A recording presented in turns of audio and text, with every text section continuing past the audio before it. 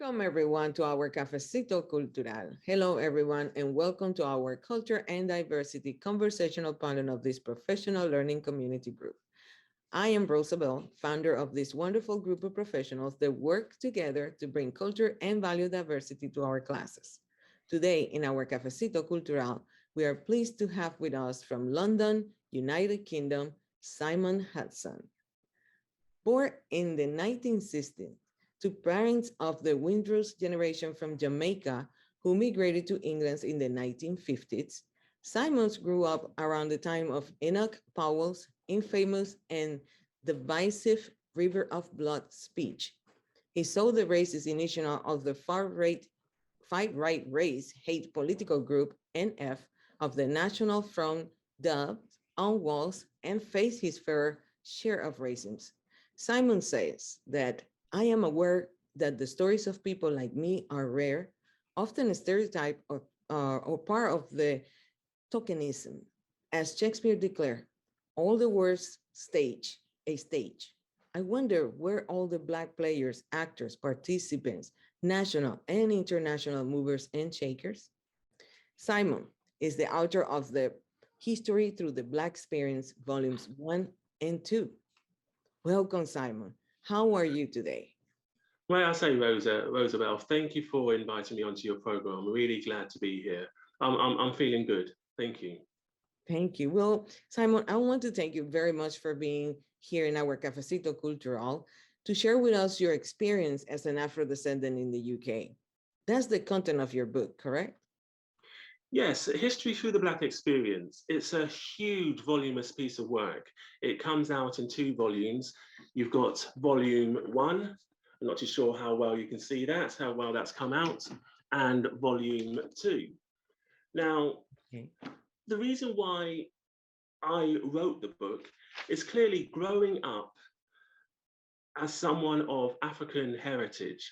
It became very clear from an early age that there was a disparity between myself and other groups of people, primarily the white dominant culture that I grew up with and in the UK.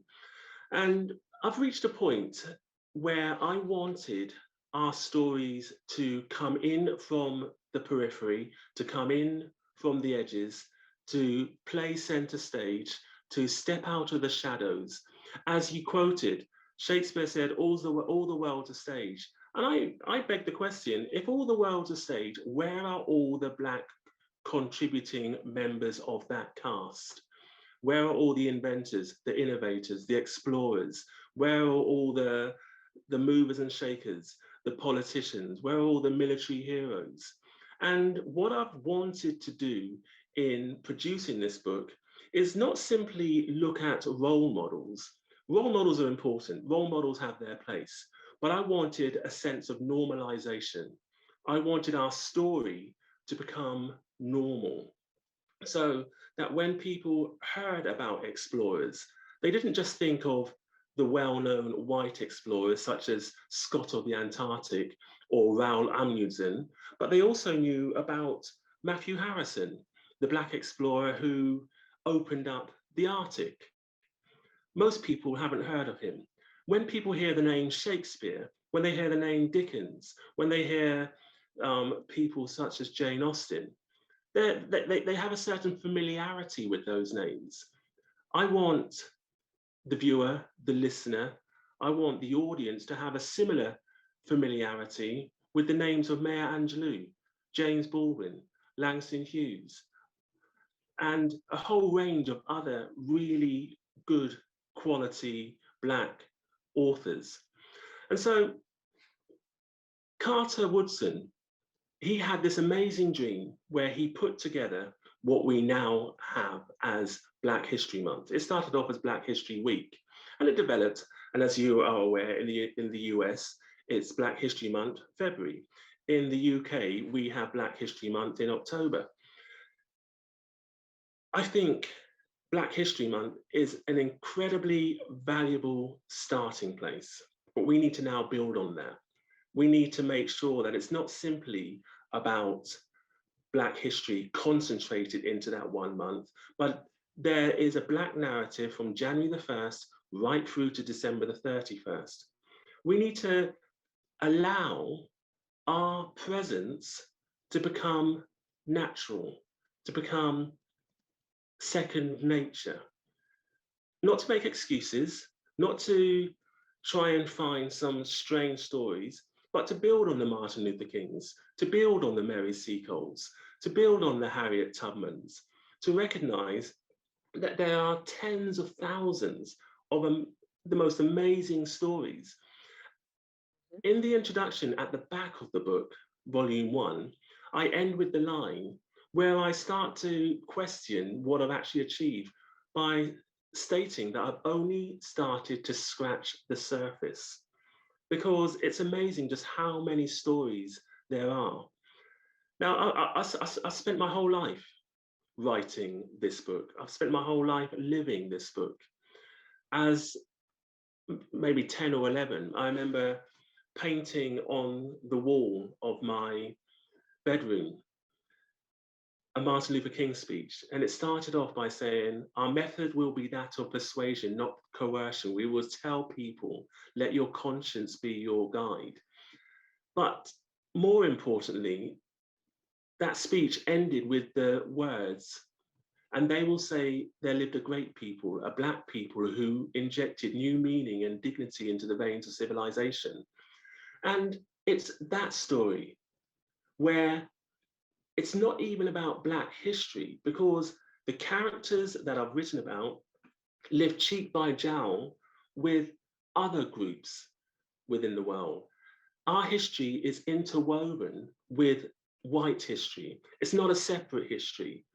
You know, we, although you had the Jim Crow South in America, although you had segregation in America, you still had Black people and white people living together and impacting on each other. So where I write about the Black experience, I'm not talking about simple Black history. I'm talking about an experience from a particular perspective, how we have viewed things, how we have affected things, how we have been affected by a whole range of situations and circumstances. The final thing I wish to say is, although it's history through the Black experience, there are numerous white individuals and other groups that have had both a positive and negative effect on our lives. And you mentioned in your introduction that I grew up in a world where a famous, or should I say infamous, British politician called Enoch Powell tried to stoke fear into the British public by arguing that the Black man would now have the whip hand and the Black man was taking over what was traditionally seen as a white country. So although that's a negative story, his behavior clearly had an impact on the Black narrative in British society. So I've written about those individuals as well. And hopefully, people will discover, will learn not just about, but also learn from. Mhm. And people will be able to also use the book as a reference. It's not simply a storybook. There are amazing stories, wonderful stories, but hopefully people will be able to use the book as a source from which they can find more information. Thank you. Thank you for sharing. And it is true what you say is you hope that this book help as a reference for educators or anyone who would like to read about our history. But the message that you want to share in your book, what will be the purpose exactly in the field of education? Because I understand you have been alarmed that our culture has been like just for 1 month, and here in the States in February, in UK in October, right? But so what exactly will be the purpose as in the educational field? Because I know you were also an educator, and how do you want to share this, and what is exactly your purpose in here? Well, I was a teacher. I was a teacher for just over 30 years. I taught the seniors, pupils aged between 11 and 18. And as I said before, Black History Month has been absolutely brilliant. It served its purpose. I wouldn't criticize it. I wouldn't get rid of it. But we need to build on that. And as a teacher, I didn't happen to just be a Black teacher during the month of February or Black History Month, October in England. I was a Black teacher January, February, March through to October, November, December. What I would like is when pupils have the opportunity to learn, that they learn a broad sense of history. They have a broad understanding of history. They have a broad knowledge of history. They have a balanced understanding of history. They're able to bring stories into the classroom about Black characters that are not exceptions to the rule, that are not simply role models, but are everyday people. So we have our successful Black businessmen and women. There's a Nigerian called Philip Imigwali. Now, Philip Igimali, sorry if I mispronounce it, I do apologize. He's one of the fathers of the internet. But if I were to walk into a classroom, I'd be surprised if any individual had heard about his work. I already mentioned Matthew Henson, who happened to be one of the pioneers to open up the Arctic. Again, I would be very, very surprised if anyone had heard of that individual. You have the Cuban um, cosmonauts, I was going to call him an astronaut, but the Cuban cosmonauts, Arnold Tomeo Mendez, who became the first Black person in space. Now, the film came out a few years ago about hidden figures, scientists who were working on the space program for NASA. I don't want these figures to be hidden anymore. These figures need to be out in the open. These stories need to become commonplace. They need to be heard throughout the year. So in the education environment, I would love for the books to be placed first and foremost into all the school libraries, all the university libraries, the further education libraries. I would love for the books to be placed in prison libraries, to be used as a point of reference. So we have gatherings in the British education system called assemblies. And very often those assemblies have thoughts for the day, thoughts for the week. They're opportunities to reflect on particular events and particular individuals. And I don't want the individuals or the groups leading those assemblies to continuously look at Martin Luther King, to continuously look at Nelson Mandela, to continuously look at Desmond Tutu, to recognize that there is a wealth Okay. out there of information and resources. And what I've tried to do is provide a lot of information.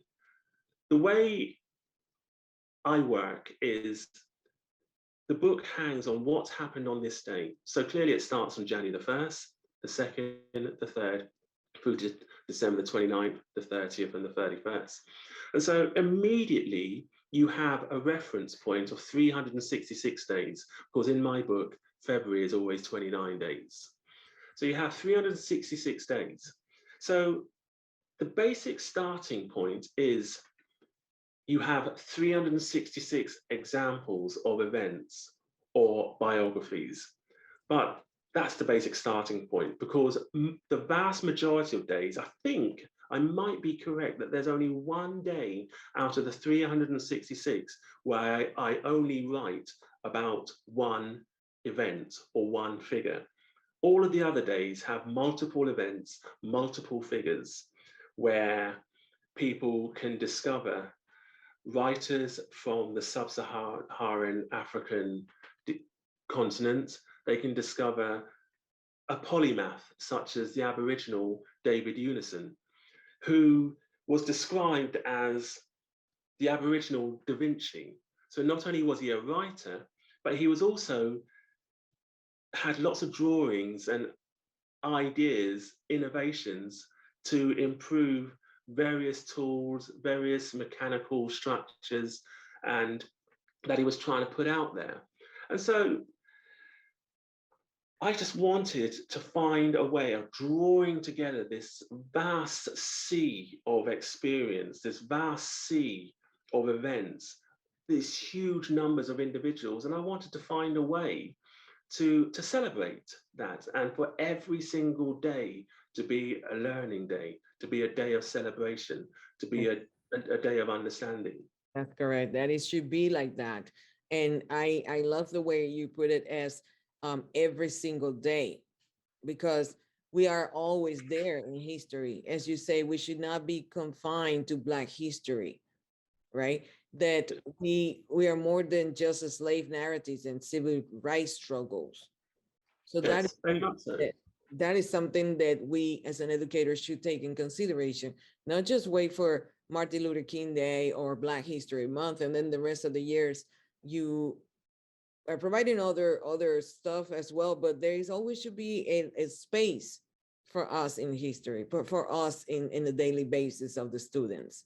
And when I say Yes. for us, means our stories and all of and highlight all of the people that they already know, sometimes through different classes or so, if the educator is willing to share about that. And that's what I wanted to do. I wanted to draw everything together. So, for instance, when it came to the space program, I wrote about, I think, something like 10 different key characters who had participated largely in the North American space program. And I referenced each person so that you could find whether that person was January the 5th, the second person was October the 3rd, and the fourth person was November the 7th. So you were able to join the dots, you were able to pull things together. I did the same thing with the Harlem Renaissance. There must have been something like 20 key contributors. The vast majority of those were writers, but there are other individuals who participated with music, with photography, um, in other areas. So there's so much to draw on, whether you're looking at architects, because very often um, we zone in onto a few areas. Now, don't get me wrong. I noticed that you said about the slave narrative, etc. I don't want to get rid of any of that. That is such an important part of our past, an important part of our history. What I want to do is tease out that narrative, shine a light on that narrative so that we have clarity and perspective. You may know the character Henry Box Brown. Now, Henry Box Brown, he saved as much money as he could as an enslaved person living in the deep south of the USA. He got in touch with some abolitionists in the north, requesting their help. He then acquired a packing box, put some light padding in that packing box, drilled a hole so he could have some air, and then mailed himself going by stagecoach, by water, by train, stagecoach again. Sometimes the box is upside down, but eventually he made it to freedom. And there were so many stories of individuals that just used their imagination, their ingenuity, that were clever enough to outfox the powers that be. And he ended up for 25 years, I believe, living in the UK. Now, Frederick Douglass, the great American abolitionist, was really angry that Henry Box Brown went on tour telling the world about his story, because that prevented other enslaved people from using the same process to escape captivity. But yeah, there are just so many stories that we can use, so many experiences that we can draw on, that the educator can draw on.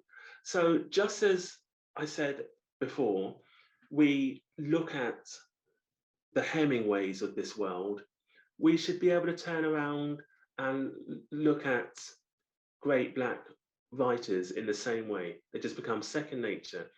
At this moment in time, most people have to reference them and look them up to get the details. Yeah, and I like when you say it should be a second nature. It's something that is not like in that is not just like, okay, let me go and investigate. We have ancestor, we our history comes from many, many, many years ago. The point that just segregate, not segregate, but the point that just condense everything just in 1 month. How come? Right? How come Yes. in 1 month? It's being like, but if you go online and you put anything negative, crimes or anything like that, what the first thing that show up? Somebody of color, some Black people, right? But then what happened is that it just have us as a picture of negativeness. And when you want to look for something negative, you're going to look onto a Black or an African descendants or so. We are more than that. We got scientifics, we got book writers, we got a lot of people that have contributed to the history. Yes. And that is, and as you say, it's like being ignored. It's like not just it's like ignore and at the same time being prohibited to have the students learn about that, to learn about the truth of so many things, I would Well, say. you have this crazy situation where we have culture wars. Now, culture wars, there's nothing new about culture wars. If you look at the McCarthy witch hunts in the US in the late 40s and 50s, where there was this incredible fear of communism. Now, obviously, at that time, communism was coming out of both China and the USSR, today Russia. Now, I'm not defending anything that Putin does in Russia, but if you look at the Second World War and you look at the number of civilian and deaths from within the forces, the combined forces of America, the British forces, and the British Commonwealth, which included Canada, Australia, countries in Africa, New Zealand, the Caribbean, the combined death toll of those groups is just over 1 million. I shouldn't use the word just, is over 1 million. If you look at the death toll from the Second World War of what was the USSR, you're looking at 21 million died. Now, when you read and hear about Pearl Harbor and the attack by the Japanese on the Americans, it gets huge amounts of coverage, and it was a devastating, painful experience. But when you look at what happened in China, something like 13 million Chinese people died in the Second World War fighting the Japanese. Now, once you are able to put stories into perspective and to have a balance, then you are able to tease out the truth. Culture wars are trying to tell a story from a particular perspective, which very often that bias creates a distortion. In the end, you no longer have what is clearly the truth. So Kellyanne Conway, part of Trump's government, she started talking about alternative truths. There's no such thing as alternative truth. You only have truth. And the only way you can have that truth is if you allow all of the stories to be told, to be heard. If you draw those people in, you do not redact the reports, you do not edit the reports to be convenient to yourself, Mhm. and you neither do you allow appropriation of stories.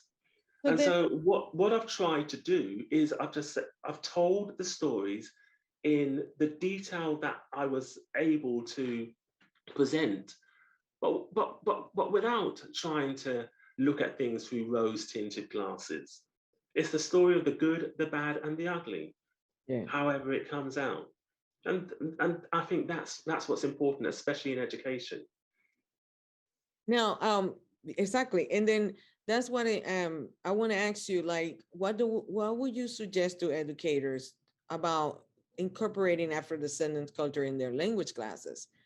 It's like, why do they still having this kind of fear about having something wrong to said? Sometimes the fear comes from the same Afro-descendants educators, or sometimes from other races that are not Afro-descendants. What would you suggest for educators today? This week, the British government brought out advice with regards to bias in education. And their argument was, we want to ensure that the pupils are getting a balanced view. Part of that balance is to have the complete picture.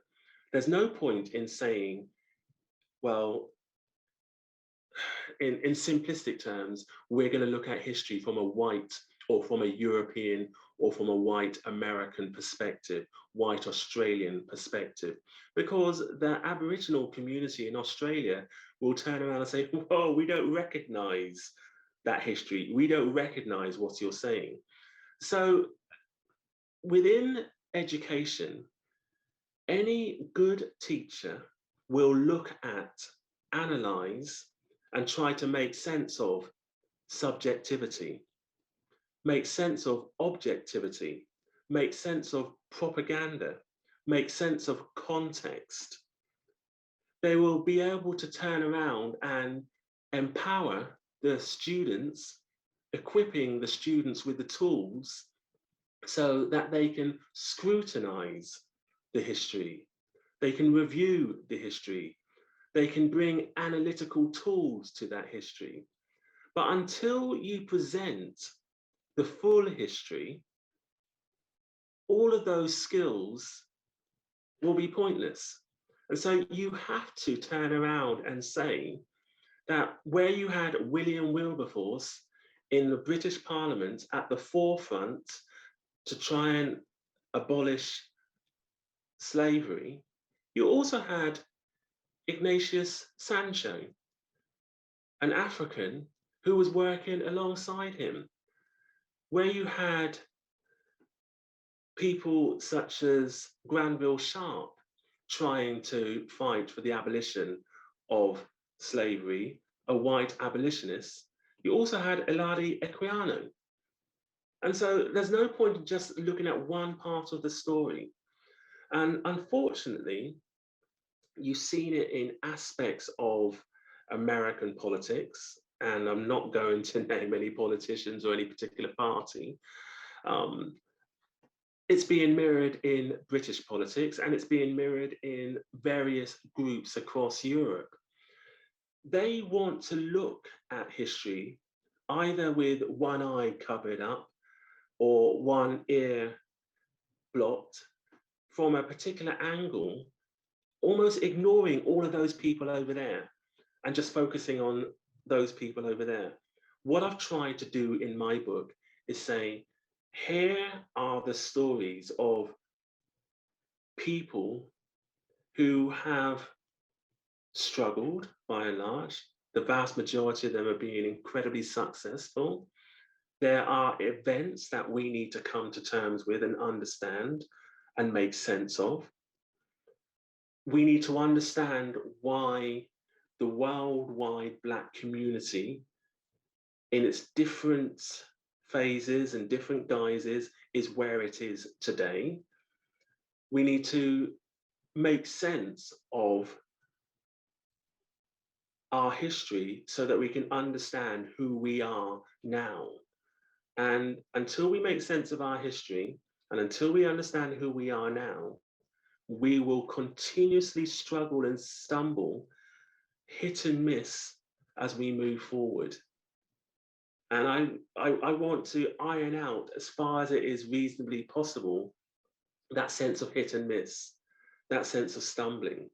Because obviously all people will have struggles, but those struggles, if they can be avoided through knowledge, through empirical knowledge, as the writer said, experience is the word we give to our knowledge, then that will start to make sense. And that's what I've tried to do in the book, to equip people with that knowledge. So yeah, because more likely we do need that. We have to study a little bit more, but thank you to writers like you that do research and go deep into history. And I'm sure that both volumes got amazing information that the educators can take and break down to the whole school year of um, not just history, but also ideas for any activities that probably they can take from the reading, right, of the book and bring more, enrich more the students in knowledge about Black history. And not to just leave it to 1 month when it's so much to put on there, right? I'm thinking about upper levels of English classes or any other language class, because the language is not the barrier here. The barrier here is the fear of not using what is already there and take it as a part of your classes and the information that the students should know as well about Black history, right? Well, as a linguist, as a language teacher, so that the book is accessible, what I've done is I've broken down the books into a variety of different categories. So I've made lists of all the jazz musicians and singers that appear in the book. Here we I've go. made lists of all the reggae singers, all the salsa singers, all the people who belong to world music, all the people who belong to blues, all the major characters within soul, R&B, and hip hop. But I've done exactly the same thing with writers and authors. Now, you won't be able to see it very clearly, but here's an example of Okay. some of the writers. I broke them down into American writers, African writers, Caribbean writers, British writers, etc. And in particular, when you're looking at the African writers, you clearly have an awful lot of writers that use Portuguese, use Spanish, some use German, etc. And so not only do you have the linguistic context within those, the writers from those particular fields or for those particular culture, but you also have many of the writers trying to preserve indigenous languages. Okay. And that's being very important. Yes. So or trying to express their poetry through indigenous languages. And so there's a whole wealth Of history. of information that can be teased out looking at the contribution of writers from around the world. Now, the other thing that I did in the book was, if I was, for instance, writing about a particular event or a particular individual, and I was aware that that individual had written an autobiography or that some scholar had written a biography of that individual, I would reference that. So where I was aware of something like that, I referenced it.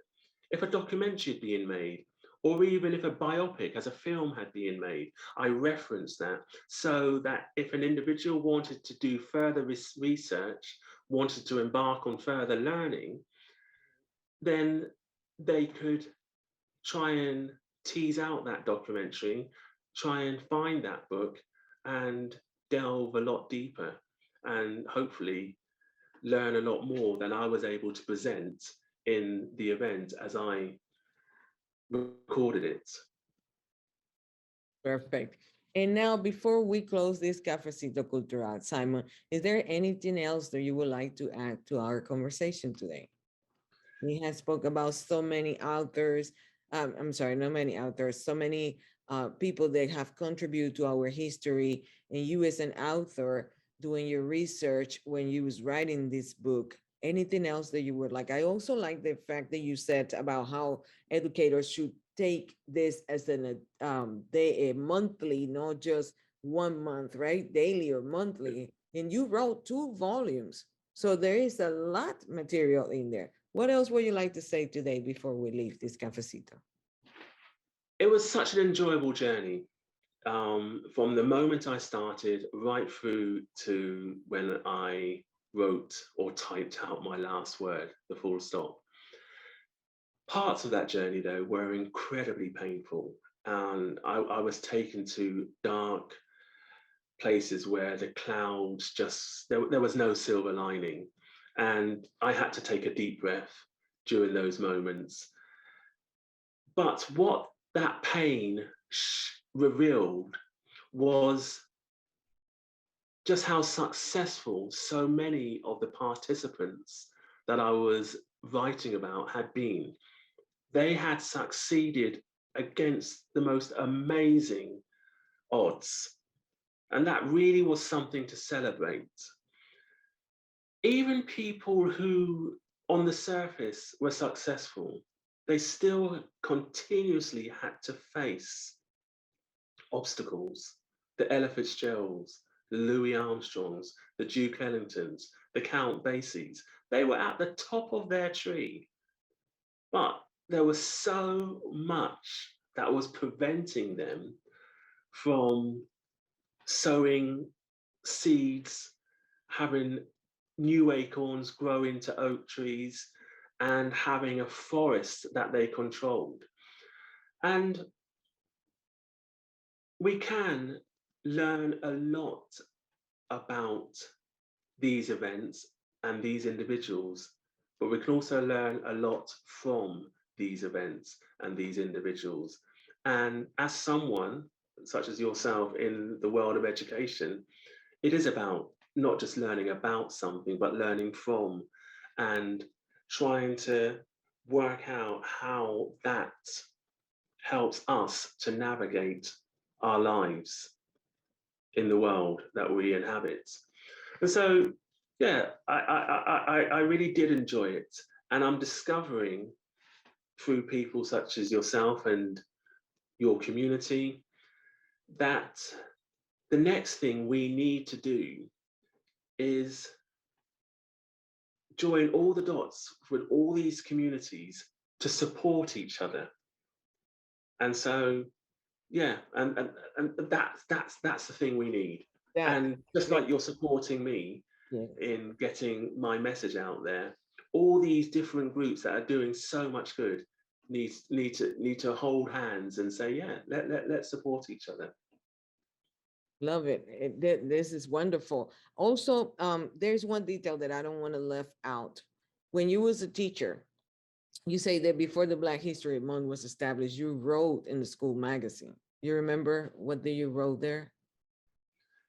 Well, there was very little revolutionary apart from me writing. So I was writing about the Kwame Nkrumahs. I was writing about the Jomo Kenyattas. I was writing about the Martin Luther Kings, the Malcolm X's. I was writing about the Muhammad Ali's. I was writing about the Iladi Equianos. And so each week, I just wanted to introduce a major Black player, male or female, that I knew neither my colleagues or the students were really familiar with. And so I just wanted to say, we're here and we've always been here. And we've actually contributed on so many different levels, not just on a negative level, but also a positive level to society. And here are some examples. Correct. Perfect. The book is definitely full in positive stories and events, biographies that you have done your research, correct? And then you say also there is around 400,000 words in 70. 400,000 words, 800 pages over the 2 volumes. Word of warning, they're not all positive stories. There are certain infamous negative individuals in there. So some people would turn around and say that not Nelson Mandela, sorry, the old Zimbabwean leader sort of overstayed his welcome, Robert Mugabe. Some people would say that individuals such as Idi Amin out of Uganda. So I've written about Idi Amin, I've written about his period of rule in Uganda. So Right. he's not a particularly positive story, but there are a lot of positive individuals around him who try to challenge his rule. Amazing. I mean, it's amazing. Where can we find the book? Where do you have the book? So the educators know where to go and purchase your book. Right, on your side of the pond, we're looking at Barnes and Noble and also Amazon. Okay. On my side, where I live in the UK, you can get it from Waterstones online, places like WH Smith's online, as well as Amazon online. It can be ordered. Awesome. Thank you so much. Now, what we are going to do is take a wonderful picture to celebrate to have you here with us today. We are going to pass all this information with our members as well. Thank you so much, Simon, for sharing our Cafecito Cultural with us today and enlightening us of the amazing history in this Black History Month, the history of all of us Afro-descendants, and it's there in the call for not to just leave it as a 1 month. Amazing Yes. book, amazing volumes. Are you planning about volume 3 or a new one? I'm already thinking about it. It's already crossed my mind. Perfect. So just give me a call and you will be back here. And why not? The doors are always open here in our Cafecito Cultural. So, Simon, ready for the picture? I'm One, ready. 1, 2, 3.